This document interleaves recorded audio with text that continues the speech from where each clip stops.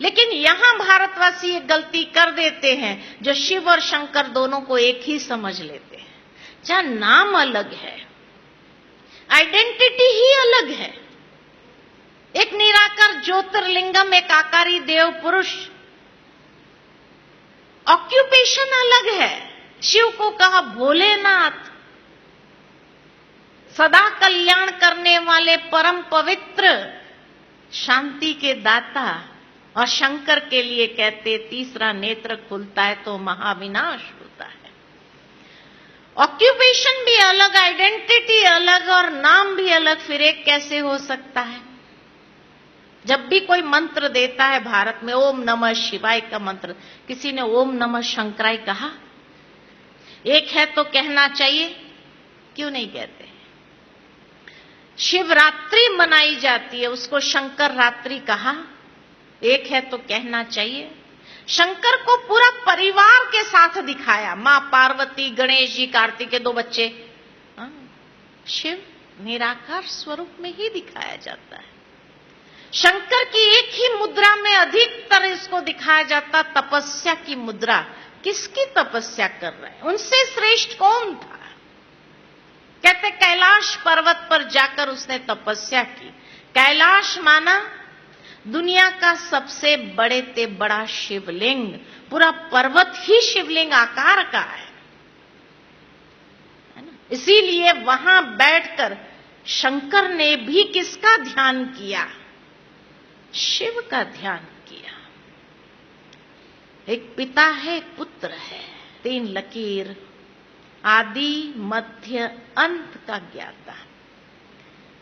शिवलिंग के ऊपर ये 3 लकीर के बीच में एक आंख होती है, अर्थात मनुष्य आत्मा को भी ज्ञान के दिव्य चक्षु प्रदान करने वाला त्रिनेत्री, जिससे मनुष्य भी कल्याण का दर्शन कर सके, इसलिए उसको शिवम कहा। और ये शिवलिंग की पूजा में ही 3 पत्र का बेल पत्र चढ़ता है, जो एक डंडी से जुड़ा होना चाहिए, अलग अलग पत्ते नहीं होने चाहिए। अर्थात परमात्मा त्रिमूर्ति है। इंग्लिश में भी कहा God father, the father of generator, operator, destroyer. और उसकी हर रचना अति सुंदर होने कारण उसको सुंदरम कहा। तो सत्यम शिवम सुंदरम एक परमेश्वर के लिए कहा जाता है। लेकिन यहां भारतवासियों को एक प्रश्न जरूर मन के अंदर आता है कि यहां जो ब्रह्मा का चित्र दिखाया गया है और भक्ति में जो हमने ब्रह्मा का चित्र देखा, उसमें तो अंतर है। इसको ब्रह्मा क्यों कहा गया? तो भक्ति में जो हमने ब्रह्मा का चित्र देखा कि ब्रह्मा एक ही देवता ऐसा है जिसको दाढ़ी, मुछ और वृद्ध अवस्था है। देवताओं को दाढ़ी, मुछ, वृद्ध अवस्था नहीं होती है। असुरों को बड़ी बड़ी मूछें होती है, मनुष्य को दाढ़ी, मुछ, वृद्ध अवस्था, देवताओं को नहीं होती है, ऐसे कहा गया है। खाली एक ब्रह्मा देवता ही ऐसा है जो दाढ़ी, मुछ और वृद्ध अवस्था। दूसरा, आज की दुनिया में कोई बच्चा 2 मुंह वाला पैदा हो जाए तो क्या कहेंगे उसको? क्या कहेंगे? एबनॉर्मल चाइल्ड कहते हैं ना, एबनॉर्मल चाइल्ड ही कहते। 2 मुंह वाला पैदा हो गया, शरीर एक हो, 2 मुंह हो तो क्या कहेंगे? एबनॉर्मल कहेंगे ना। ब्रह्मा को 4 मुखधारी दिखा दिया, फिर भी एबनॉर्मल नहीं कहा।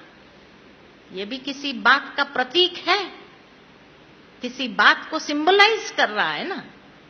4 मुख वाले को एबनॉर्मल ना कहे, ये तो हो नहीं सकता है मेडिकल लैंग्वेज में। तो ब्रह्मा के हाथ में सारे शास्त्र दिखाए, उसको शास्त्र पढ़ने की क्या जरूरत थी?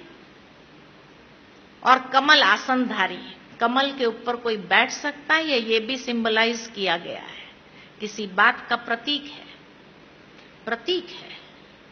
कहने का भावार्थ यही है कि ब्रह्मा का चित्र जो भक्ति में हमने देखा वो एक प्रतीकात्मक है। और किस बात के ओर संकेत कर रहा है?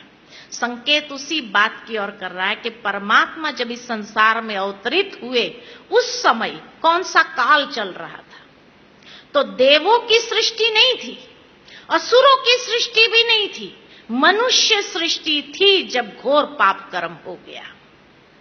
तो मनुष्य स्वरूप को दर्शाने के लिए दाढ़ी, मुछ और वृद्ध अवस्था है कि परमात्मा जब इस संसार में अवतरित हुए तो जैसे गीता के 7वें अध्याय में कहा कि मैं अति साधारण रूप में अवतरित होता हूं, जिस कारण मूढ़मती मनुष्य मुझे पहचान नहीं सकते।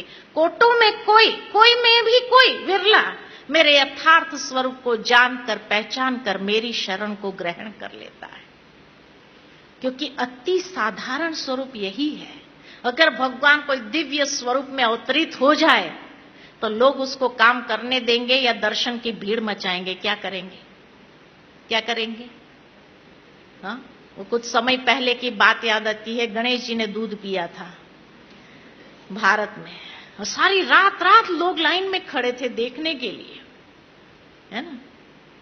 तो भगवान अगर कोई दिव्य स्वरूप में अवतरित हो जाए तो लोग उसको काम करने नहीं देंगे, दर्शन की भीड़, आशीर्वाद चाहिए। इसलिए भगवान ने कहा मैं अति साधारण रूप में आता हूं। कोटों में कोई में भी कोई ही पहचान पाते हैं, सब नहीं पहचान सकते। तो मनुष्य स्वरूप साधारण स्वरूप है। फिर आकर के सबसे पहले परमात्मा क्या करते? उसके जीवन का प्यूरिफिकेशन। उस समय संसार कीचड़ जैसा था और उस कीचड़ में कमल को खिलाया। उसके जीवन का प्यूरिफिकेशन, कमल आसन धारी। फिर क्या किया? तो सभी शास्त्रों का निचोड़ सुनाया। किसको सुनाया? खाली हिंदू धर्म वालों को नहीं, सारे संसार की आत्माओं को। तो सारा संसार कैसे दिखाए? तो 4 दिशा में 4 मुख है कि वो ज्ञान जो प्रवाहित हुआ वो संसार की चारों दिशा में फैला। और फैला कैसे? सहस्त्र भुजाओं द्वारा। सहस्त्र भुजा माना सहयोग की निशानी। आज कोई हमारा मददगार होता है तो हम क्या कहते हैं? मेरा राइट हैंड है, ये लेफ्ट हैंड है, इसके बिना काम नहीं होता है।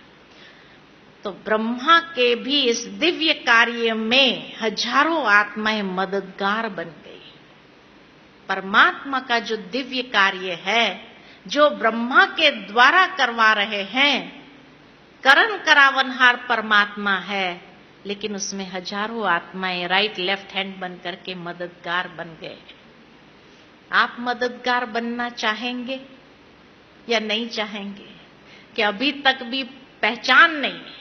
क्या कहेंगे? और 5वीं कसौटी, सर्व गुणों में अनंत। ज्योमेट्री में पॉइंट की डेफिनेशन क्या है? ज्योमेट्री में पॉइंट की डेफिनेशन क्या है? Dimensionless, मेजरमेंटलेस, infinite.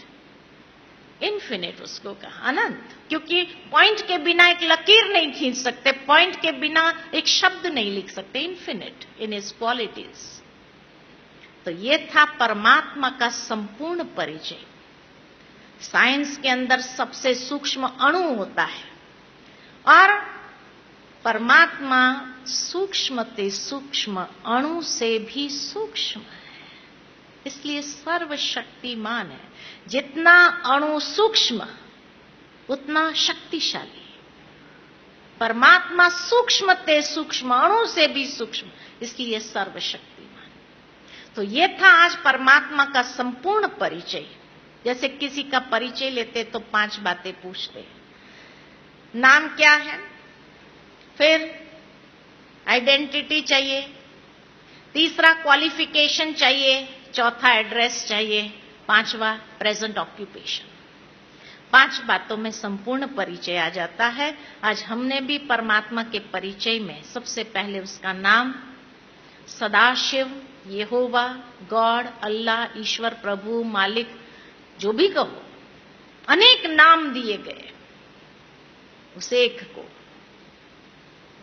उसका स्वरूप अति सूक्ष्म दिव्य ज्योति बिंदु स्वरूप, प्रकाश, नूर, लाइट, अखंड ज्योति स्वरूप, निराकार। उसके क्वालिफिकेशन वो 5 बातें, सर्वधर्म मान्य, सर्वोच्च, सर्वोपरि, सर्वज्ञ, सर्व गुणों में अनंत, सर्वशक्तिमान।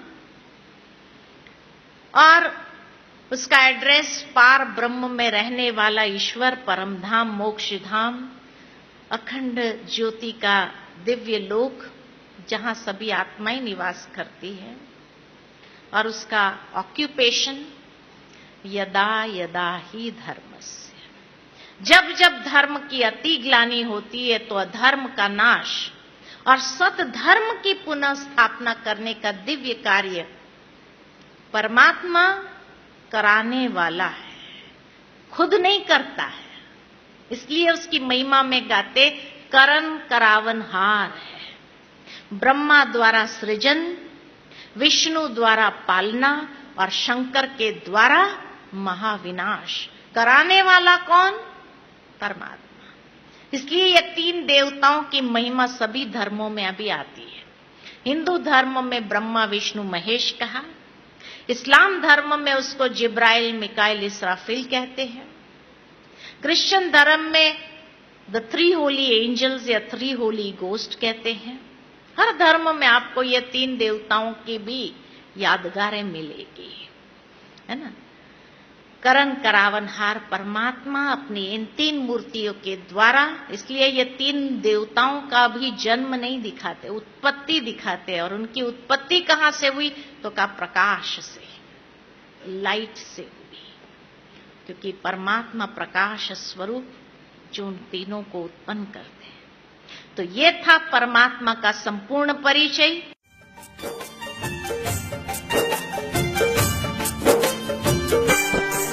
शिव भोला भंडारी, त्रिलोकी अधिकारी, अब पधारे तन लिया है साकारी।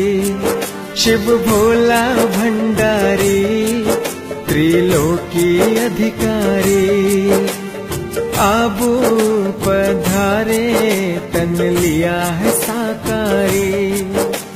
गीता ज्ञान गंगा से लाखों को तारा है, राजयोग से माना हमने शिव पिता हमारा है, शिव पिता हमारा है, ओ शिव पिता हमारा है। शिव भोला भंडारी, त्रिलोकी अधिकारी।